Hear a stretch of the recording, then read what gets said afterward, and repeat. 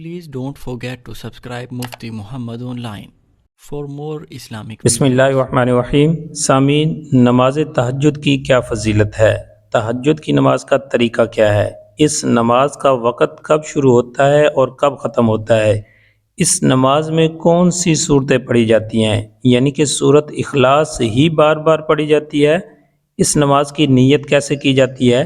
آج کی اس ویڈیو میں نماز تہجد کے مسائل آپ کے ساتھ شیئر کرنے جا رہا ہوں، جنہیں جان کر آپ کو اور مجھے انشاءاللہ بہت زیادہ فائدہ حاصل ہوگا۔ پہلے نمبر پر یہ جانیے کہ اس نماز کی فضیلت کیا ہے۔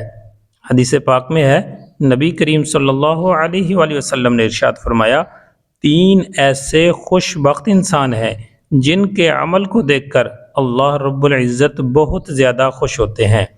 پھر ارشاد فرمایا، سب سے پہلے نمبر پر وہ شخص جو رات کے وقت اٹھ کر تہجد کی نماز پڑھتا ہے، اللہ رب العالمین کو اس شخص کے اس عمل سے بہت زیادہ خوشی ہوتی ہے۔ اور دوسرے نمبر پر وہ لوگ جو نماز کی صفیں باندھتے ہیں، اور تیسرے نمبر پر وہ لوگ جو میدان جنگ میں صفوں کو درست کرتے ہیں۔ یہ 3 ایسے خوش بخت انسان ہیں جن کے عمل کو دیکھ کر اللہ رب العزت بہت زیادہ خوش ہوتے ہیں۔ تو اس نماز کو ضرور پڑھنا چاہیے، اس کی عادت بنائیں۔ اگر کوئی مسئلہ یا پریشانی ہو تو اس نماز کو پڑھنا شروع کر دیں، تو انشاءاللہ چند دنوں میں آپ کی وہ پریشانی دور ہو جائے گی۔ اب یہ سمجھیے کہ اس نماز کا وقت کب شروع ہوتا ہے۔ بہت سارے لوگ یہ سمجھتے ہیں کہ تہجد کی نماز کا جو وقت ہے سحری کے ٹائم شروع ہوتا ہے، مگر ایسا نہیں ہے، بلکہ عشاء کی نماز جب آپ ادا کر لیتے ہیں تو اس کے بعد تہجد کی نماز کا وقت شروع ہو جاتا ہے۔ اب کب ختم ہوتا ہے اس کا وقت؟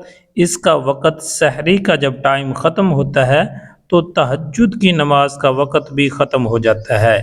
لیکن یہ اچھی طرح سے سمجھ لیں کہ عشاء کے بعد تہجد کا وقت شروع تو ہو جاتا ہے، مگر افضل ترین وقت جو ہے اس نماز کا وہ صبح سحری کا وقت ہے۔ اب اس نماز کی کتنی رکعتیں ہیں؟ اس نماز کے کم سے کم 2 رکعت آپ پڑھ سکتے ہیں، اور زیادہ سے زیادہ 12 رکعت پڑھ سکتے ہیں۔ اگر وقت کم ہو تو کم سے کم 4 تو آپ ضرور پڑھیں۔